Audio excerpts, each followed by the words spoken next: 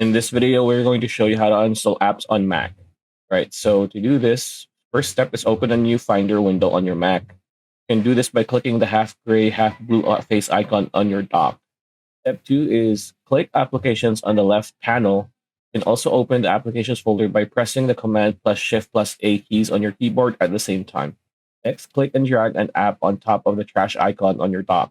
Finally, right-click the trash bin and select Empty Trash if you're using a trackpad. You can do this by pressing the Control key while you click on the trash icon. Note that only the app itself will be uninstalled by dragging it to the trash. While the orphan files that would be left behind are usually tiny, some of them can contain malicious software, so make sure you delete those too. And yeah, that's pretty much it. That's a video. Hope you liked it. Like, comment, share, subscribe, ring that bell icon. We'll see you on the next one.